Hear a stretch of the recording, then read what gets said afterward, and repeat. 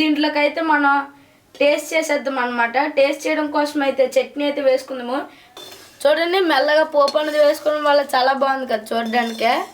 So ఇప్పుడైతే నుంచి ఇదైతే మనం ఒకసారి బాగా కలిపేసుకుందాము. ఎంత బాగుందో కదా, చట్నీ అన్నది కూడా చిక్కగా ఉండైతే బాగుంది. హాయ్ ఫ్రెండ్స్, నేను మీ జిజ్ఞాస్ని. ఈరోజు అయితే మనం అన్ని టిఫిన్స్లోకి కాంబినేషన్ అయిన పలుకుల చట్నీ అయితే చేసుకోబోతున్నాం అన్నమాట. దీన్ని అందరూ వైట్ చట్నీ అని కూడా అంటారు. సో ఈ పలుకుల చట్నీ ఈజీగా ఎలా చేసుకోవాలి ఈ వీడియోలో అయితే మీకు చూపెట్టేస్తాను. ముందుగా మనం పలుకుల చట్నీకి కావాల్సిన పదార్థాలు ఏమొచ్చేసి పలుకులు, ఇంకా పోపు, ఉప్పు, ఇంకా పసుపు, కరివేపాకు, ఉల్లిపాయ, ఎండుమిర్చి, గ్రీన్ చిల్లీస్, అలాగే కొద్దిగా నూనె. ఇవన్నీ ఉంటేనేమించి మన పలుకుల చట్నీ అనేది ఈజీగా అయిపోతుంది. సో ఈ పలుకుల చట్నీ అనేది దేనికైనా మంచి కాంబినేషను. దోశలోకి కానీ, ఇడ్లీలోకి కానీ, వడలోకి కానీ, ఇంకన్నిటిలో మంచి కాంబినేషన్ కాబట్టి ఈ పలుకుల చట్నీని మనం ఈరోజు అయితే చాలా చాలా ఈజీగా అయితే చేసుకోబోతున్నాము. అందరూ హోటల్ స్టైల్లో చేస్తారు కదా, ఈరోజు మన ఇంట్లోనే ఈజీగా హోటల్ స్టైల్లో అయితే చేసుకోబోతున్నాము. గ్యాస్ అన్నది ఆన్ చేసి ఒక కడాయి అన్నది పెట్టుకున్నాము. దీనికి ముందుగా మనం ఈ పలుకులు అన్నవి ఉన్నాయి కదా, ఈ పలుకుల్ని మనం బాగా ఫ్రై చేసుకోవాలి. నూనె వేయకూడదు, నూనె వేయకుండా ఫ్రై చేసుకోవాలన్నమాట. ఇప్పుడు మనమైతే నుంచి ఈ పలుకుల్ని గంట సాయంతో అయితే కలుపుకుంటూ మెల్లగా ఫ్రై చేసుకున్నాం. ఇప్పుడైతే ఈ పలుకులు మెల్లమెల్లగా ఫ్రై అయితే అవుతున్నాయి. చూడండి, ఇలా నూనె వేయకుండా మనం ఫ్రై చేసుకున్నాం అనుకోండి, అది ఫ్రై అయ్యి చాలా బాగుంటుంది. చట్నీ కూడా మంచి టేస్ట్ అనేది వస్తుంది. సో ఈ విధంగా మనం ఈ పలుకులను అన్నిటిని కూడా బాగా ఫ్రై చేసుకోవాలి. ఇప్పుడు ఈ పలుకులన్నీ ఫ్రై అయ్యింది కదా, చూడండి ఎంత బాగుందో. అంతా కూడా రోస్ట్ అయిపోయింది పలుకులన్నీ కూడా. సో రోస్ట్ అయిపోయింది కాబట్టి మనం ఈ చిన్న బౌల్లో అయితే అంతా తీసుకుందాం. ఈ విధంగా మనం పలుకులన్నిటిని కూడా ఇందులో అయితే వేసుకుందాము. నేనైతే మెల్లగా వేసేస్తున్నాను. అంతా కూడా బాగా రోస్ట్ అయిపోయింది పర్ఫెక్ట్గా. ఇదంతా కూడా రోస్ట్ అయిపోయింది కాబట్టి నేను ఒక చిన్న బౌల్లో అయితే తీసుకొని పక్కన పెట్టుకుందాము. చూడండి, దీనికి ఒక చుక్క కూర నూనె అనేది వేయలేదు. సో బాగా ఈ పలుకులు అన్నవి ఫ్రై అయింది. ఇప్పుడైతే మనం హోటల్ చేసే విధానంగా చేయాలి కాబట్టి హోటల్ వాళ్ళు నీళ్ళు వేస్తారు అనమాట, నూనె అస్సలు వేయరు. సో నీళ్ళు వేస్తారు కాబట్టి ఇందులోకి మనం పచ్చిమిర్చిలు అన్నవి వేసుకున్నాము. ఇది చూడడానికి డిఫరెంట్గానే ఉంటుంది కానీ మంచి టేస్ట్ అనేది ఉంటుంది. సేమ్ మన హోటల్లో ఎలా కనబడుతుందో ఇంకా టేస్ట్ కూడా ఎలా బాగుంటుందో మన ఇంట్లో ఈజీ చేసుకోవడానికి అయితే నేను చూపెట్టేస్తున్నాను. సో నూనె అన్నది వేయకుండా ఉత్తి నీళ్ళు వేసుకొని అయితే మీరు ఫ్రై చేసుకోండి. చూడండి, మనం నీళ్ళు అన్నది వేస్తాం కాబట్టి ఇదైతే కొంచెంసేపు ఉడకాలన్నమాట. ఇది ఉడుకుతుంది. ఇలా బాయిల్ చేసుకోవడం వల్ల ఈ పచ్చిమిర్చిలు అన్నవి ఉడకడం కోసం అయితే మనం నీళ్ళు వేసుకొని బాయిల్ చేసుకుంటాము. సో ఈ విధంగా మనం కలుపుకుంటూ ఈ పచ్చిమిర్చిలు అన్నిటిని కూడా ఉడకనిద్దాం. ఇప్పుడైతే ఇది కొద్దిసేపు మగ్గిపోయింది కాబట్టి మనం గ్యాస్ అన్నది ఆఫ్ చేసుకొని దీన్ని అంతా కూడా చల్లార్చుకుందాము. నీళ్ళు అన్నది బయటకు తీయకండి, ఇలాగే ఉంచి చల్లారనిద్దాము మనం కొంతసేపు.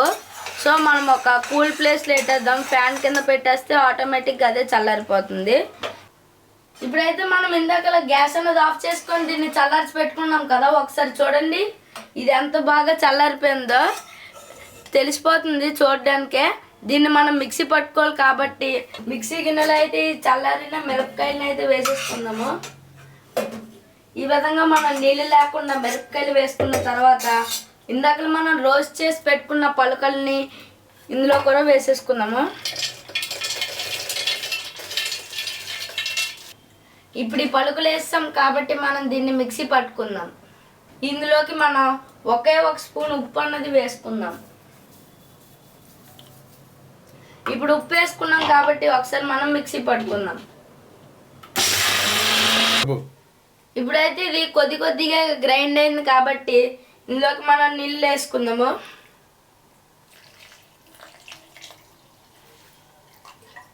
ఇదిగోండి, మనం నీళ్ళు వేసుకున్నాం కాబట్టి మళ్ళీ దీన్ని ఫుల్గా గ్రైండ్ చేసుకుందాము. కచ్చపచ్చగా ఉంది, ఇప్పుడు దీన్ని కంప్లీట్గా గ్రైండ్ చేసుకుందాం.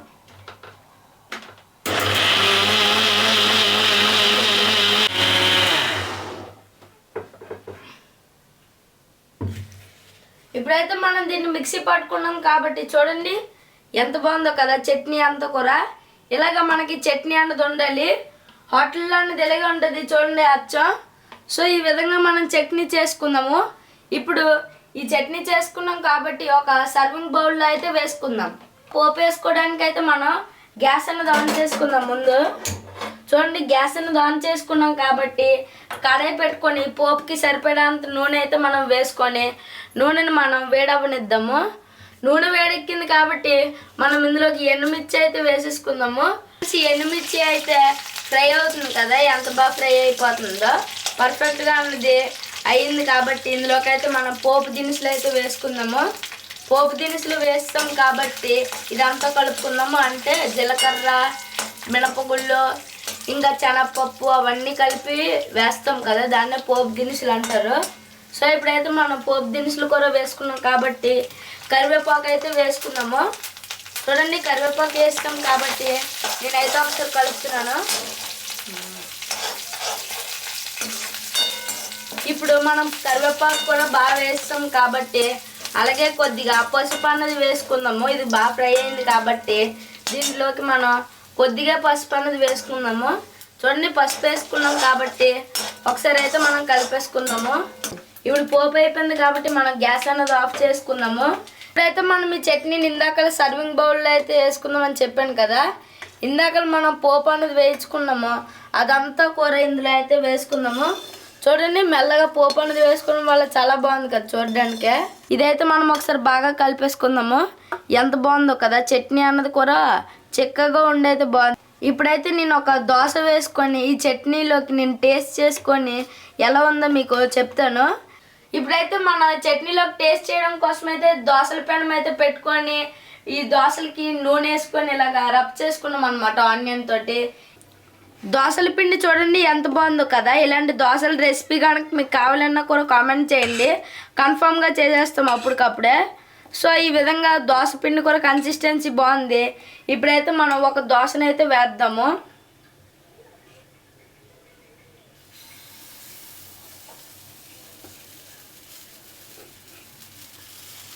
చూడండి నేను ఒక దోశను అయితే వేస్తున్నాను.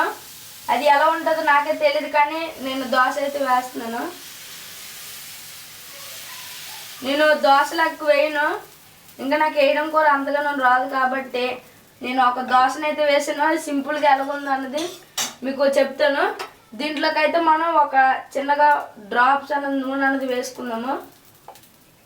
చూడండి నూనె అన్నది వేస్తాం కాబట్టి ఇప్పుడైతే నేనే దోశ వేసుకుంటున్నాను. ఇప్పుడు దోశ కూడా తిప్పాల్సిన టైం కాబట్టి నేనైతే దోశని ఇలాగంటే వచ్చేస్తుంది. సో చూడండి దోశ బాగానే వచ్చింది అనమాట. ఫస్ట్ దోశ చాలా బాగుంది కదా, చూడడానికి అయితే చాలా హ్యాపీగా ఉంది. సో నేను వేసిన దోశ నేను చేసిన చట్నీ తిని టేస్ట్ చేయడం అంటే చాలా బాగుంటుంది. సో ఇప్పుడు ఈ విధంగా దోశ అనేది ఫ్రై అయిపోయింది కాబట్టి డైరెక్ట్గా మనం ఇప్పుడు టేస్ట్ చేసేద్దాము.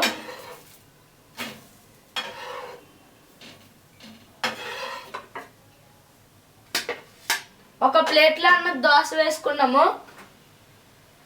అలాగే దీనికి ఉల్లిపాయలు కూడా వేసుకుంటున్నాము. చూడండి ఉల్లిపాయలు వేసుకున్నాం కాబట్టి నాకు నేను ఓన్ సర్వింగ్ అయితే చేసుకుంటున్నాను.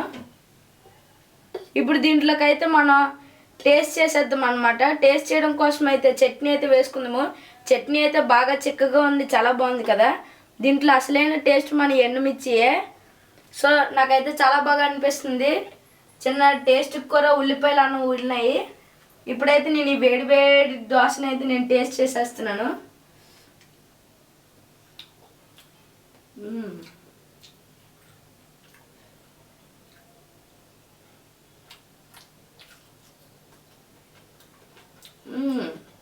సూపర్ ఉంది. చట్నీ కూర మంచి కన్సిస్టెన్సీలో ఉంది.